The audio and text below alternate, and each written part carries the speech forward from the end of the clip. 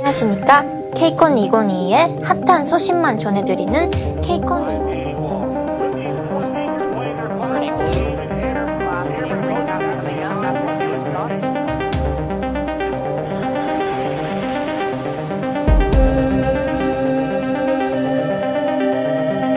Support Timnas gemparkan media Eropa. Korea Utara tutup semua stasiun TV untuk siarkan langsung laga lawan Indonesia di perempat final Piala Asia U17 2025. Namun sebelum kita lanjut, jangan lupa untuk like, komen, dan subscribe agar kalian tidak ketinggalan update terbaru dari lineup Garuda. Karena itu semua tak akan mengurangi rezeki kalian. Bahkan bisa bantu pemerintah kurangi angka pengangguran di Indonesia. Kalau sudah, oke, mari kita lanjut. Dunia sepak bola tengah dikejutkan dengan fenomena tak biasa. Supporter Timnas Indonesia U11 bikin geger. Bahkan media-media besar Eropa sampai tak bisa diam menyaksikan bagaimana luar biasanya antusiasme pendukung Garuda Asia menjelang laga perempat final Piala Asia U17 2025 menghadapi Korea Utara. Bukan hanya soal euforia, tapi juga dampaknya. Pemerintah Korea Utara secara resmi menutup semua saluran TV di negaranya dan hanya mengizinkan satu siaran nasional untuk menyiarkan langsung pertandingan tersebut. Langkah drastis ini langsung jadi buah bibir, terutama di media-media ternama seperti Sky Sports, L'Equipe, Bild, hingga Marca yang meliput peristiwa ini secara khusus. Ini bukan hanya tentang bola, ini tentang bagaimana sepak bola bisa mengguncang batas geopolitik, budaya, dan kendali informasi. Pemerintah korut tutup layar demi satu laga. Bukan rahasia lagi bahwa rezim Korea Utara sangat mengontrol informasi dan hiburan yang dikonsumsi oleh rakyatnya. Namun kali ini pemerintahnya justru mewajibkan semua jaringan televisi untuk menayangkan secara langsung pertandingan Korea Utara versus Indonesia. Langkah ini disebut sebagai gerakan nasional mendukung sepak bola, di mana rakyat diminta menonton bersama di area publik, balai desa, hingga stadion virtual yang dibuka hanya untuk acara ini. Dari informasi yang berhasil dikumpulkan dari media asing dan laporan investigasi independen, Korea Utara memandang laga ini sebagai ujian harga diri nasional. Pasalnya, mereka akan menghadapi Timnas Indonesia U17, tim yang kini disebut-sebut sebagai kuda hitam paling ditakuti di ajang Piala Asia U11 edisi kali ini. Indonesia gila bola, Korea Utara panik. Tak hanya di stadion atau layar kaca, Timnas Indonesia U11 juga tengah menggetarkan jagat digital. Hashtag seperti Garuda Asia, Indonesia U11, dan Bantai Korut sempat masuk trending di berbagai platform, termasuk di Eropa. Para netizen membanjiri media sosial resmi AFC dan bahkan menyasar kolom komentar akun Federasi Sepak Bola Korea Utara (PRKFA) meskipun aksesnya sangat terbatas. Atmosfer kegilaan para supporter Indonesia ini bahkan membuat pemerintah Korea Utara merasa was-was. Selain karena kualitas permainan anak Garuda Asia yang luar biasa, mereka tahu betul bahwa dukungan publik Indonesia bisa menjadi faktor X yang sangat memengaruhi hasil akhir pertandingan. Langkah Timnas menuju dunia, hajar Korsel gila siaman, tundukkan Afghanistan. Evandra Florasta dan rekan-rekannya menunjukkan performa luar biasa sepanjang fase grup Piala Asia U11 2025. Tergabung di grup C yang disebut-sebut sebagai grup neraka, Garuda Asia justru menyapu bersih semua laga dengan kemenangan. Indonesia 1-0 Korea Selatan, Indonesia 4-1 Yaman, Indonesia 2-0 Afghanistan. Hasil ini membuat Timnas Indonesia U11 keluar sebagai juara grup sempurna dan kini bersiap menghadapi Korea Utara yang merupakan runner-up grup D di babak perempat final malam ini pukul 21 WIB. Kemenangan yang bisa mengantar Indonesia ke Piala Dunia U17 2025. Kemenangan atas Korea Utara akan memastikan langkah Indonesia ke semifinal, sekaligus mengamankan tiket otomatis ke Piala Dunia U17 2025. Namun, ada satu hal yang perlu dicatat. Walau lolos, Indonesia U17 belum tentu masuk pot 1 dalam drawing Piala Dunia nanti. Kenapa? FIFA tidak menggunakan performa di level regional sebagai penentu. Penilaian pot dilakukan berdasarkan performa di 5 edisi terakhir Piala Dunia U17, 2011, 2019, 2011, 2023. Sayangnya, Indonesia hanya tampil sekali di 2023 dan gagal lolos dari fase grup. Maka dari itu, Timnas U11 kemungkinan besar akan masuk pot menengah ke bawah. Tantangan dan peluang. Berhadapan dengan raksasa dunia. Masuk ke pot non-unggulan berarti Indonesia U11 berpotensi satu grup dengan negara-negara top seperti Jerman, Argentina, Brasil, Prancis. Namun justru disitulah peluang datang.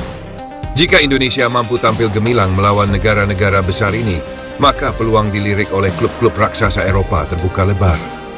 Contohnya, di Piala Dunia U17 2023 lalu, ada dua nama besar yang langsung dipinang klub top. Claudio Echeverri dibeli Manchester City, Estevao. Laga malam ini, misi lolos atau gugur.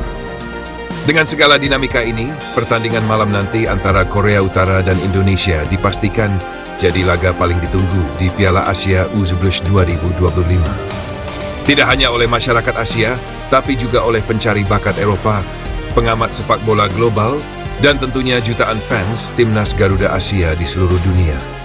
Korea Utara punya dukungan pemerintah total, stadion penuh, dan semangat nasionalisme tinggi.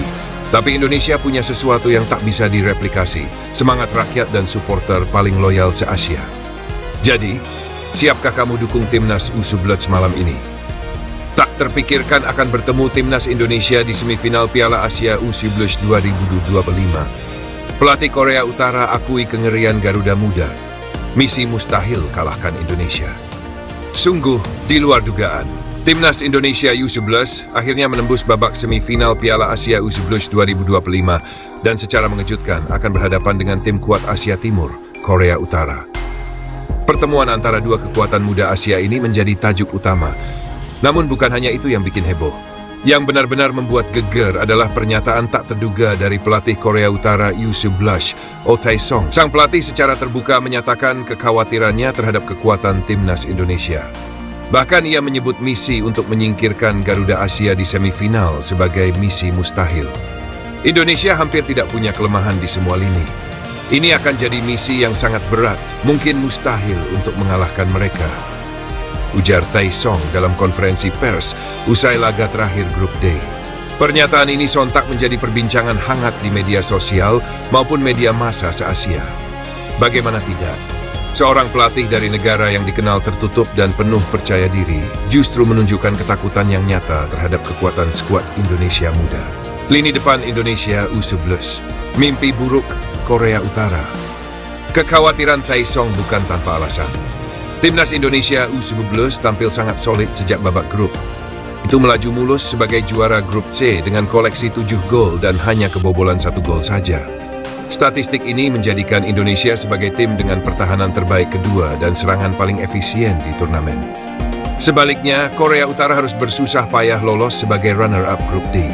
Di laga terakhir, mereka hanya mampu bermain imbang 2-2 melawan Oman. Hasil ini memastikan tiket ke perempat final, namun juga menunjukkan adanya celah besar di lini pertahanan mereka.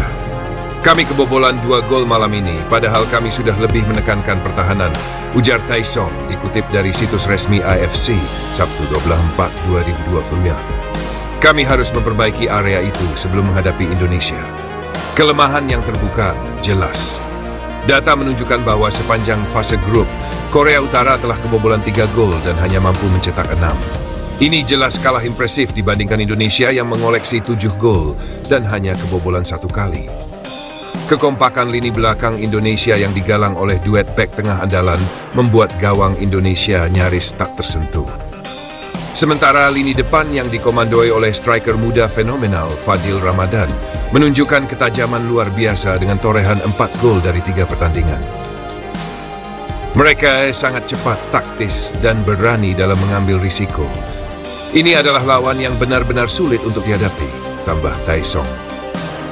Momen bersejarah, lolos ke Piala Dunia U11 2025. Meski gentar menghadapi Garuda Asia, pelatih Korea Utara tetap memberikan apresiasi tinggi atas keberhasilan timnya lolos ke Piala Dunia U11 2025. Pasalnya, 8 besar di ajang ini otomatis menjadi tiket menuju pentas dunia. Kami sangat senang dengan hasil ini. Para pemain bekerja keras, dan kami sudah mempersiapkan diri sejak lama untuk momen ini, ungkapnya. Namun untuk bisa berbicara banyak di Piala Dunia nanti, kami harus belajar dari turnamen ini dan memperbaiki kelemahan kami, terutama di pertahanan. Garuda Asia terbang tinggi, misi besar untuk juara. Sementara itu, kubu Indonesia tetap tenang dan fokus. Pelatih meminta anak-anak asuhnya untuk tidak terpengaruh dengan pujian maupun ketakutan lawan. Kami tetap rendah hati. Target kami jelas, melangkah sejauh mungkin dan jika bisa bawa pulang trofi. Kami tahu tantangan makin besar di babak semifinal, tapi saya percaya dengan semangat dan kerja keras tidak ada yang tidak mungkin. Laga semifinal nanti akan digelar di King Abdullah Sports City Hall, Jeddah, Arab Saudi pada Senin, 14 April 2025. Laga ini akan menjadi pertarungan mental, taktik, dan semangat muda Asia yang luar biasa. Netizen bereaksi, Timnas Indonesia finalis. Beragam reaksi bermunculan di media sosial. Banyak netizen Indonesia yang merasa bangga dengan pencapaian Garuda Asia, sementara sebagian besar warga Asia pun mulai menaruh hormat terhadap perkembangan pesat sepak bola Indonesia usia muda. Terima kasih banyak atas perhatian kalian semua pada video ini. Jangan lupa untuk like, komen, dan subscribe agar kalian tidak ketinggalan update info terbaru dari kami. Dan yang paling penting, jangan lupa tetap bersyukur. Sampai jumpa di video berikutnya.